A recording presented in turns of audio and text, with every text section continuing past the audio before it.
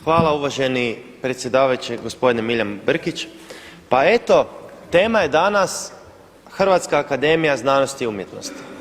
Mislio sam ovu temu preskočiti, međutim dok sam sjedao ovdje u saborskim klupama primio sam poruku od jednog mladog čovjeka koji me upitao kada će u Saboru biti rasprava o tome kako da mladi ljudi nađu posao u ovoj zemlji, kako da imaju normalnu plaću i kako da se zaustavi iseljavanje mladih iz zemlje. Mene zanima koliko je znanstvenih radova u Hrvatskoj akademiji znanosti i umjetnosti napravljeno na temu kako recimo riješiti problem nezaposlenosti među mladima, kako riješiti problem niskih plaća ili kako zaustaviti bijeg mladih ljudi iz zemlje. Dame i gospodo, koliko takvih radova je Hrvatska akademija znanosti i umjetnosti napravila? Ja se bojim niti jedan. A zašto? Zato jer se ne bavi centralnim pitanjima našeg društva. Oni šute, akademici šute već 25 godina na svo ovo zlo koje se događa našoj državi, a trebali bi vikati oni prvi. Jer za razliku od ljudi koji mogu reći nisam znao i koji imaju opravdanje, iako neznanje nije opravdanje, ali barem se mogu izvući nisam znao, što akademija može reći u svoju obranu? Jel može reći ne vidimo, ne znamo da mladi ljudi svakog dana napuštaju ovu zemlju. Ne znamo da mladi ljudi ne mogu doći do posla. Zašto onda ne kažu, zašto otvoreno ne kažu, nek budu iskreni, neka kažu nije nas briga za to. Za nas to nije problem. Već oni šute. Do kada, dame i gospodo? I zašto? S kojim ciljem? Politika tih akademika je sramotna. Oni su se odlučili ići niz dlaku režimu, dobili su određena materijalna prava, velike mirovine i baš njih briga za sudbinu našeg naroda. Kad ste čuli da Akademija znanosti i umjetnosti upozorila na problem kopanja po kontejnerima, toga što ljudi kopaju po smeću? Ona to ne smatra problemom. Jeste li čuli da su govorili o problemu ljudi koji se smrzavaju u redovima pred pučkim kuhinjama? Ne, akademiju to ne zanima. Jeste ikad čuli Akademiju znanosti i umjetnosti da su rekli gledajte problem 360 000 blokiranih građana koji su blokirani na 60 milijardi kuna, to je problem? Ne, akademija to ne smatra problemom, niti smatra da na znanstven način treba tome pristupiti. Zašto ne? Koje je obrazloženje? Zašto se o tome ne bi raspravljalo? Zašto recimo neki od uvaženih akademika ne bi se bavili takvim tipom znanstvenih radova? Koji su uzroci toga što mi u Hrvatskoj imamo male plaće? To je problem za naše građane. Koji su uzroci masovnih blokada u zemlji? To akademike ne zanima. Pa ja pitam dame i gospodo, što vas u Akademiji znanosti i umjetnosti zanima? Čime se vi bavite? Za što vi primate plaću? Da bi pisali o vodozemcima? Recite gospodo, molim vas iz HAZU, apeliram na vas, recite hrvatskoj javnosti problemi koji muče hrvatsko društvo nas ne zanimaju. To nije naša briga. Recite to otvoreno. Jer vas hrvatsko društvo plaća. Vas hrvatsko društvo plaća, dame i gospodo. Za to da bi vas bilo baš briga za njega. Dame i gospodo, uključite mozak, ali nemojte ga uključiti samo za sebe i svoj interes.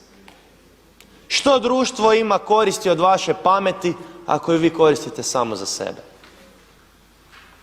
Vi koji imate intelekt, koji imate tu sreću, ima ljudi koji ga nemaju. Ima ljudi koji ga nemaju. Vi ga morate koristiti za dobrobit hrvatskog društva. Zato ima predznak. Vi niste samo Akademija znanosti i umjetnosti, nego Hrvatska akademija znanosti i umjetnosti. Znači, vi bi trebali svoj intelekt koristiti za dobrobit hrvatskog društva. A na koji način ga koristite? Kad ste zadnji put digli svoj glas zbog bilo čega? Čime se vi bavite? Svjetonazorom? Kakvim temama? Ljudi u Hrvatskoj imaju egzistencijalne probleme. Imamo demografski slom.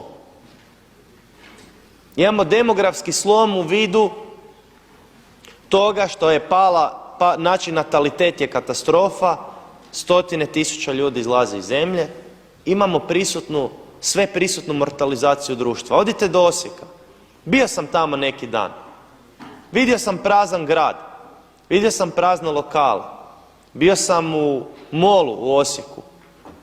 Dame i gospodo, svaki drugi lokal je prazan. Osijek će uskoro izgledati kao grad duhova. Da li to ikoga zanima u akademiji vašoj, gospodo? Koliko je radova napravljeno na temu masovnog iseljavanja iz zemlje i koliko rješenja ste predložili da se to zaustavi? Niti jedan. Vjerujem niti jedan. Ako griješim, molim vas, ispravite me, dajte meni na stol, ja ću to čitati. Ako neće 150 drugih kolega, ja ću sam to čitati. Zanima me koje rješenje nudite. Zanima me na koji način taj problem percepirate, koji su njegovi uzroci. Ako vi o tome nećete govoriti ili ne smijete govoriti javno, ja ću govoriti. A ne mogu, dame i gospodo, drugi ljudi raditi vaš posao. Ne mogu drugi ljudi raditi ono što je vaša zadaća. Shvatite da je društvo mehanizam u kojem svaki član društva ima svoju društvenu ulogu. Ja imam svoju ulogu, vi iz Akademije znanosti i umjetnosti imate svoju. Dame i gospodo, podsjećate me na ljude iz Isusovog doba koji su živjeli na visokoj nozi, takozvani farizeji i pismoznanci.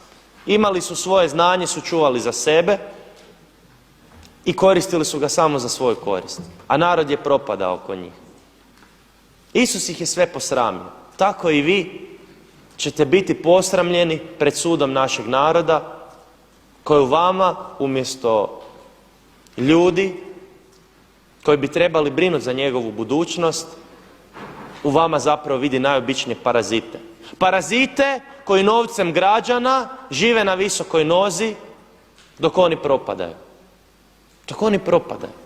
Koliko vas, dame i gospodo, iz Akademije znanosti i umjetnosti je napravilo znanstvene radove na temu neotplativosti kredita u isključivo kreditnom sustavu s centralnom bankom kao mjenjačnicom i kamo to vodi?